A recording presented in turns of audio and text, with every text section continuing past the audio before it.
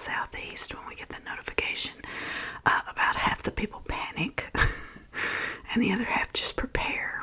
And the reason why we have to prepare for it is because, well, snow is just snow. Most counties and states, well, not most states, most counties in my state do not have the ability to clear away roadways quickly and efficiently.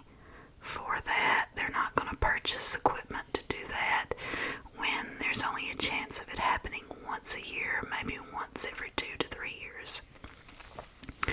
So what we do is we tend to hunker down and get food and supplies just in case we're stuck for 2 or 3 days in after a big snow, which is what we were expecting. It was not 2 or 3 days. It was an entire week. I cannot recall this ever happening to me. I do recall back in 1994, we had an ice storm in my area, which caused a lot of, like, sheets of ice and rain raining down when it was 24 degrees outside, which caused the trees to, be very heavy with ice and break on power lines. It caused the power lines to have about this much ice on them around the line, which is a very large amount. And we were out of power for 2 weeks. But the day after the ice storm happened, the temperature got back up to above freezing, so the roadways were clear and you could drive easily anywhere. That's not what happened this time. Luckily, nothing happened to the power. It was all snow. It wasn't ice. It was about 8 inches of snow, what I measured after the final snow. It snowed on and off for 2 days. After the final snow, it was about 8 inches. And it didn't affect the power or, power, internet, anything like that. Any form of entertainment that you could have cooped up in a house. Thank God. But it did affect the roadways, and we were stuck for 7 days, not being able to leave. After the snow, we were stuck because of the heavy snow on the roads, and then 2 days later, it started to melt, and then got down to 8 degrees that night, and which froze everything back and turned into ice, which made it even more dangerous to drive on. My entire point to this is, before the snow happened, a couple days before, my parents informed me, be sure and check everything, be sure your faucets are okay, make sure your heat is okay. I only have central heat and air. Well, other than a fireplace. I have a wood-burning fireplace. It produces no heat. I need to get one of those air blowers that put underneath it for that. It doesn't produce any heat. I mean, it's pretty, but it doesn't produce enough heat for anything. But they were like, well, why don't you and my son come and stay with us for a couple days? This is back when we assumed it was just going to be a couple of days. Like, just come stay with us. Make sure your heat is, on your heat pump is at the temperature it needs to be, emergency heat just in case. Check your faucets, everything, whatever. Make sure they're insulated. And then come stay with us. And I was like, yeah, that'd be a good idea. We'll just stay with you guys, just in case anything happens. That was on a Sunday night. So we stayed with them Sunday night, got some snow. Monday came, got a bunch of snow. And then Monday evening it started setting in that this was going to be longer than a couple of days.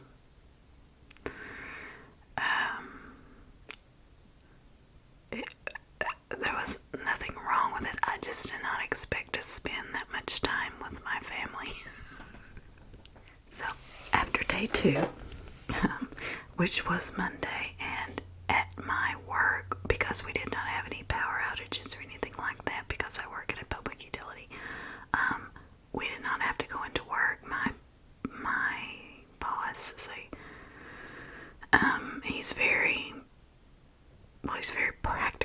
actually, he's like, if there's no need and you come into the office, don't come in. So he had the office closed down for Monday, and he had it closed down for Tuesday.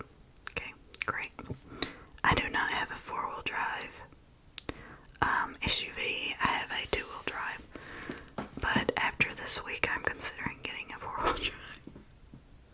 As if this is going to happen again. I mean, it may happen again, but it's very unlikely. Like I said, I can't remember the last time it happened. But, sorry, I'm going to switch. Anyway. So, again, me and my son are spending, this whole time at my parents' house. My mom and my dad, they're like in their 70s. They are, I don't know how it is for other people when they go home or go to see their parents, but mine are actually pretty good about, like, making it not so, when you go see them. Like, it's actually okay. Now, I don't know how I did it when I was a teenager with him all the time, but with me and my son, it was okay. My mom, like, cooked every day. She cooks every day. Like, don't get me wrong. I'm glad there's lots of people that cook every day, but she cooks every day. And I was like, why are you cooking so much? I mean, we're snowed in. We could eat sandwiches occasionally. No, I need to cook for your dad.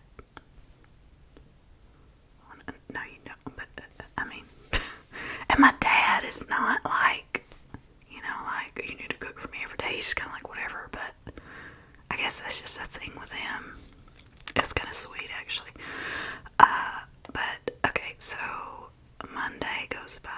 Tuesday goes by. It gets warm enough to ice, and then it freezes back. Wednesday, Thursday, Friday, there is no chance of us leaving. And what's funny about it is, after a while, my parents have obviously seen me be with my son. We live in the same, we see each other a lot, but to see us together day in and day out, they got to see exactly how I would discipline him, which they normally didn't see. I'm not a harsh disciplinarian, but my dad would be watching me like, and my mom would be laughing at it like she thought it was funny. But my dad afterwards would just be like, oh, you shouldn't talk to him like that. He's only 4. And I would look at my dad the same way I would look at my mom, like, you don't understand how much he's getting on my nerves. But anyway, it's funny. Anyway, that's funny to me. That's really funny to me. I also learned a whole lot about my son during this time of being confined with him. Normally I'm only with him at 9, and on the weekend, during the day he's at his daycare. But I learned all these cute little things about him. I can't get into him with you guys. It wouldn't make sense, but all these really cute little things that he does and he notices and then copies. It's really sweet. It's very sweet. So what else can I talk about? And again, that me being me being stuck at my parents for an entire week is the reason there was no new videos for you guys. I wasn't able to make any. I wasn't here. I didn't have my equipment. And even if I did have my equipment, there's absolutely no way I could make a video for you guys with all the loud noises from my parents' house. Okay, so what else can I talk about? I just grabbed these glasses. So these pink glasses I have had over 5 years. I got them from the Dollar Tree, and I poked out the lenses out of them because if I have lenses and glasses, the ring light will reflect and it will be distracting. Little fact. I'm sure many of you have noticed that I have no lenses in any of the glasses I wear. I'm just gonna put them on. Anyway,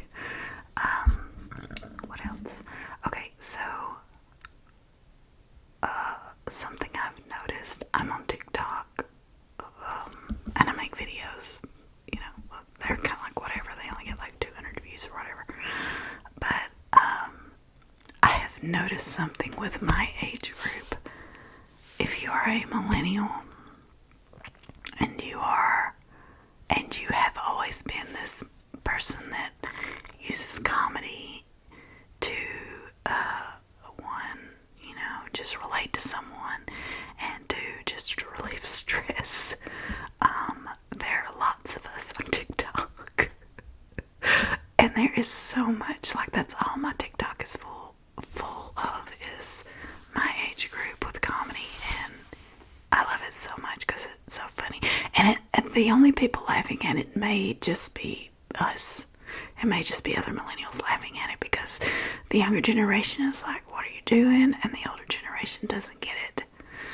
But it is so funny, the things that I see on there from people in my age group, which I also do videos with it. They combine just general, life instances along with perceptions of life and music and stuff from the time period we were teenagers, which was, it was good. It was good music. I'm just gonna say it's better than today. But it's so funny to see that, like, you watch stuff and it is, oh my god, that is so relatable. And I feel like this whole group of us that are this whole generation has just waited for something like TikTok to just out, like, everything related to what we think is funny, our observations, and combine it with our youth, and it's so funny. So there's that. Okay, so what else can I talk about? So I bought, from watching TikTok, I bought something called a Book Nook kit. And if you guys look up Book Nook kit, you can look them up on Amazon. You can buy them on Amazon. You can buy them on the TikTok shop. It is these wood cutouts along with stickers and your lighting. You have to put the lighting in, but it makes it look like the spine of a book with an entire scene on the inside of it with lighting and everything. It's very pretty. It's obviously something you do as a craft, because after I purchased it, I started working on it earlier this morning when I opened it, because I don't have my son right now, and it is taking a lot of time to do it. I mean, it's fun. I'm not sure I'm gonna buy another one though, because it takes so much time. You do need your own craft glue, scissors, and